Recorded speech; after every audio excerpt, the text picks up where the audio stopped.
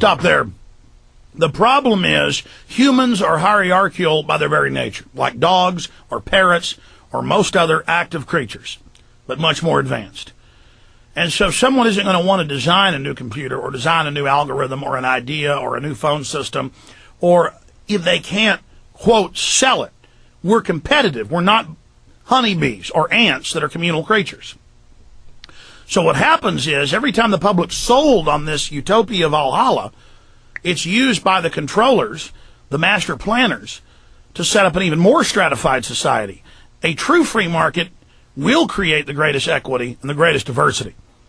What are you seeing now? Socialism being used by the bankers who use crony false capitalism through government to bankrupt the economy and suck it under their control. So this is just the classic stuff that Marx and Engels had to say, and it is true with all the new technological developments that we could empower ourselves, have much safer working conditions, not have all the toxic waste and junk, and that humans then need goals like going to space and then corporations being funded to do that, and not wasting our money on wars and fighting. And so they call for in this film a world government to implement the the end of war and all this peace. But that's what the globalists said 100 years ago. So they funded World War I, and they bragged, they funded it to scare people into accepting the utopia. We have to scare them to do what we want. No, they wanted to have wars and consolidate power. And then, World War II they staged. That's declassified to, again, get their United Nations. Then they hand out nuclear weapons to Pakistan and others to, again, have to have their police state.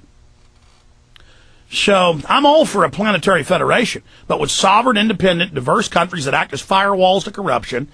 And then if they all want to go vote on planetary directives and ideas and space exploration or technological agreements, but still, the section of the train in the U.S. is owned by the U.S., and the section of the train in England is owned by England. The section of the train in China is owned by China. And if the people pay for it, it's got to be in law that it didn't hand it over to some corporation, because they become government. So, again, they just simplify this so much, and it totally sells weak-minded people, and it's very dangerous, because he gets into, competition will be eradicated, profit will be eradicated. Oh, who's going to eradicate? You're going to force. That's hardcore tyranny. Back to the clip. When industry takes on a machine, instead of shortening the workday, they downsize. You lose your job. So you have a right. All right, hit pause. No, what happens is corporations fool us to downsize 50 years ago, putting a thank you on the trash can and using peer pressure and our gentlemanliness to throw away the tray of McDonald's food. Then everybody adopts it. Then you get no service and end up paying as much or more. Just like everything was self-service, cars lasted longer, people filled them up, they were taken care of, you got service, it gave people entry-level jobs, but then you accepted them phasing that out. So no, we demand higher service. We demand higher quality. We demand, you see, and you're going to still need technicians to run all this. This system would stagnate overnight if they were able to do this. Now, the globalists do plan to set this up and call it a utopia. It's going to be a technocracy over us. We're in this sub-area below, and you got these technological spires with the technocrats above, where they eradicate our normal instincts for peace. But the elite gets to keep its instinct of domination. No, good people have to combine together against other powerful groups of evil people to keep a level playing field so we can have our liberty. This is a very dangerous film. Let's go back to it. In a high-technology, resource-based economy, it is conservative to say that about 90% of all current occupations could be phased out by machines, freeing humans to live their life without servitude. All right, let's hit pause. So this is the point.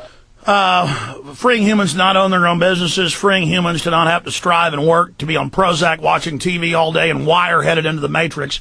That's why they wrote Why the Future Doesn't Need Us for Wired magazine, where the elites say, because of this, they don't need us anymore, so they're just going to kill us. And then that's the eugenics idea that goes back to Malthus 250 years ago. Here it is. For this is the point of technology itself. And through time, with nanotechnology and other highly advanced forms of science, it is not far-fetched to see how even complex medical procedures could be performed by machines as well, and based on the pattern, with much higher success rates than humans get today. Well, they're already. Hit pause. See, there's the implication that this technology isn't being somewhat deployed and that machines aren't already doing some of the surgeries. But the problem is they're suppressing the real developments and the public's not getting that.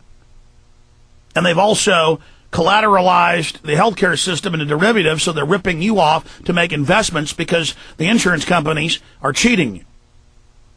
So, of course, we're going to be able to have longer life. But the elite want to freeze the technological development with the fake green revolution, with the new carbon taxes and the regulations, so that we don't get access to this. It's meant to kill economies right at the point when we're about to be freed by the technology. Back to it. But our monetary-based structure, which requires labor for income, blocks this progress. For humans need jobs in order to survive. The bottom line is that this system must... Hit pause. Humans have had to hunter-gather. They've had to have agrarian. They've had city-states. This is how we're designed. So, see, the idea is they're eradicating money. That means your family farm. That means your family patents. This is theft. And there's always control freaks pushing this. Back to it. Never be free, and technology will be constantly paralyzed. We have machines that clean out sewers. It frees a human being from doing that. So look at machines as extensions of human performance. Furthermore, many occupations today will have simply no basis to exist in a resource-based economy, such as anything associated with the management of money, advertising, along with the legal system itself. For without money, a great majority of the crimes that are committed today would never occur. Hit pause. The system knows that. That's why they make drugs illegal, to then control the black market and make larger profits and have an excuse to criminalize 87% of the public that smokes marijuana or has smoked it. 87% of drug users, that's about half the public, only smoke marijuana. And so the idea that criminal minds won't move on to other things that are illegal. They're criminal because they like to be criminal and because there's profits to be made in things that are illegal, like currency. That would then be illegal. No, then you wouldn't have money to defend yourself. Then you're at the whim of whoever runs this system. Then they'll say, well, committees will. You imagine all the control freak, lazy wannabes that want to move into your houses, that want your life. And then there's still going to be better looks. There's still going to be stronger people. There's still going to be stuff they want. So how do they standardize that? Well, the packs of scum come and kill you is what they do. Somebody's always going to want your wife. Somebody's always going to want your business. Somebody's always going to want what you got. And it's these people that want it. Here we go. All forms of crime are a consequence of the monetary system, either directly or by neuroses inflicted through financial deprivation. Oh, really? Oh, stop. Statistically, psychopaths are more well-to-do. Statistically, a lot of crime comes out of boredom.